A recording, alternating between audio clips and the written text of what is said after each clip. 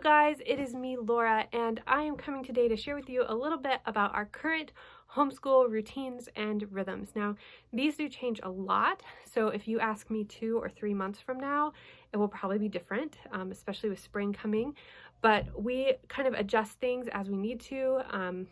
Recently, my toddler moved her nap later into the afternoon, and at some point I'm sure she's going to be dropping that, and that will change things.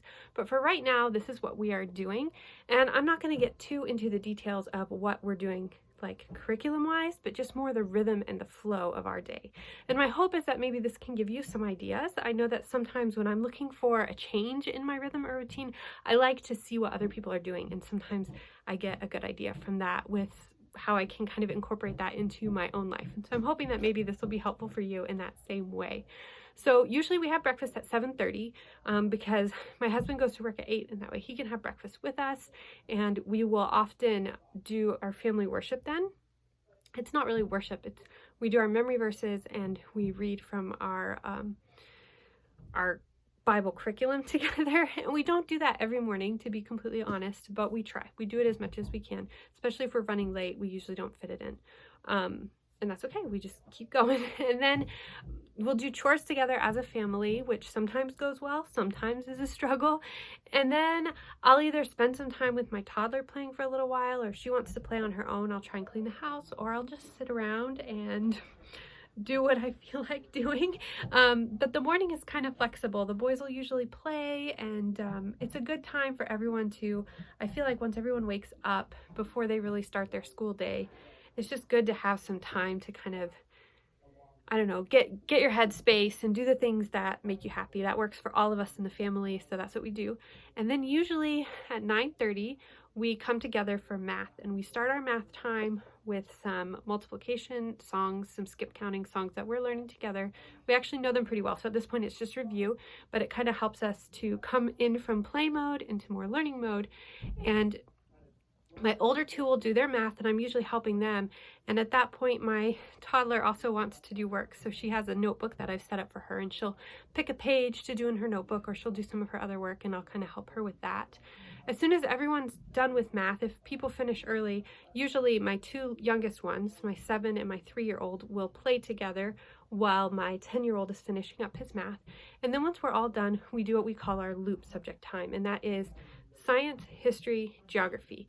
And that looks different all the time. We're actually in the middle of a transition point. We're finishing up some history and science that we've been doing. I have a schedule set up that kind of goes straight, but if there's something that we're all really interested in, we'll put that schedule on hold and we'll jump into that. We're about to do that right now, since the Perseverance just landed on Mars and we got to see the landing. The kids are really interested in space and Mars. My 7-year-old was actually pretty interested in space before that, so I asked them if they wanted to go ahead and do a Mars unit, and they said yes, let's do Mars, let's do space, let's do planets, let's do the International Space Station, let's do it all.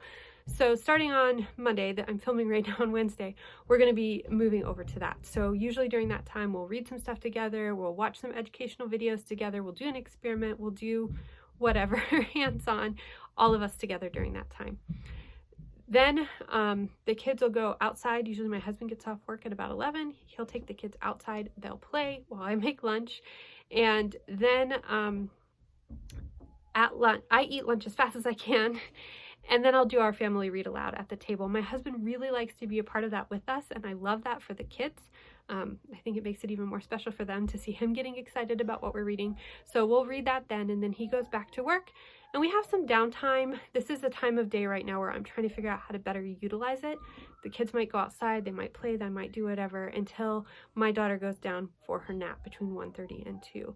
And my husband will put her down. He comes off of work to put her down, and then he goes back to work again. And I will start homeschool with the boys at that point.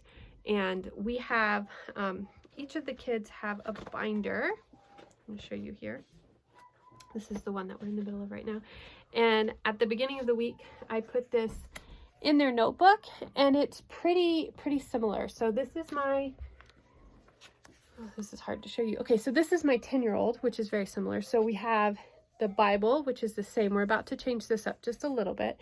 that they listen to or watch a chapter, and then they'll be doing an activity to kind of go with it, and then they'll listen to another chapter and then do an activity to go with it. We homeschool 4 days a week, and we take off on Wednesdays. Wednesdays is when we live over an hour from town, so Wednesdays is when we go into town and do all of the things that we need to do there, and so we take off school that day. And then they have their math that they do every day, and then I also have them do math on Adventure Academy for 15 minutes a day. Now this math, they can do whatever they want as long as it's math, but this gives them, there's a lot of games and things that give them practice on just memorizing their facts and their skills, but it's a very fun thing for them. They love doing that. And then for my 10-year-old, he has to read for 20 minutes.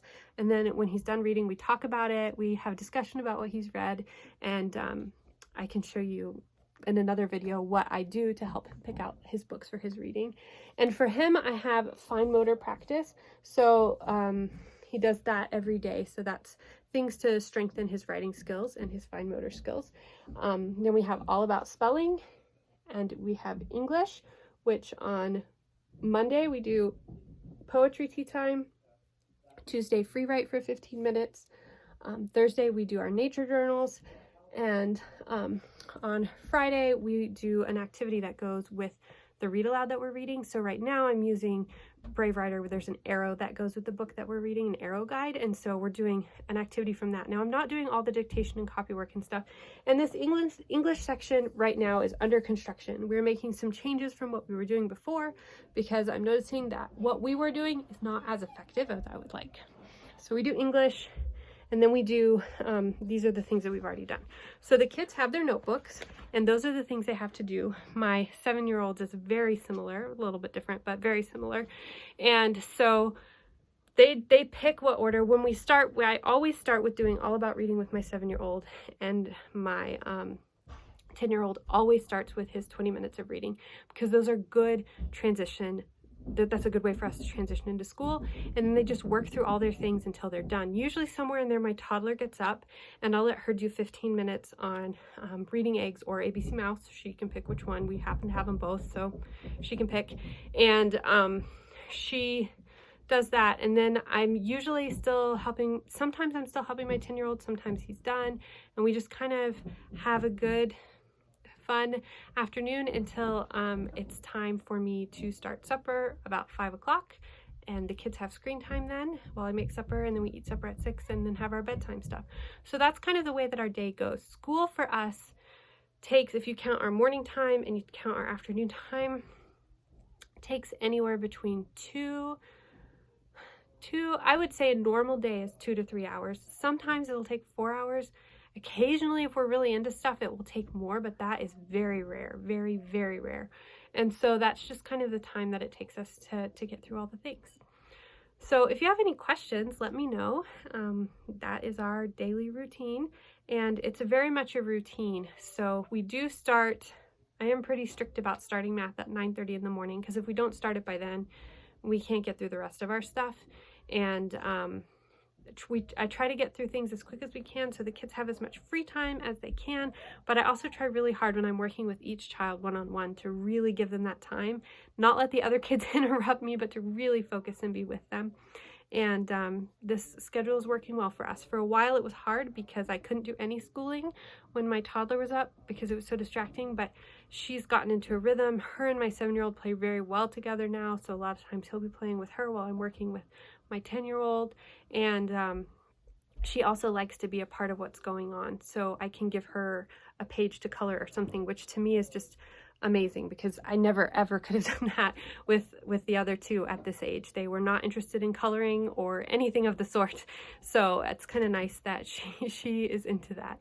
So that is our routine right now, and like I said, it's very much right now. It will change, and it will morph as our family grows and as the seasons change.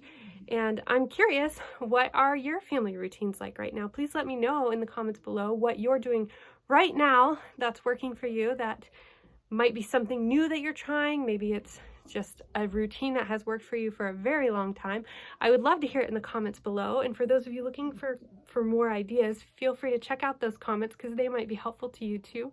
And I hope that you're having a great day, and I hope that you're just able to enjoy your family and enjoy this time that you have with them. And I look forward to talking to you again soon. Talk to you later. Bye.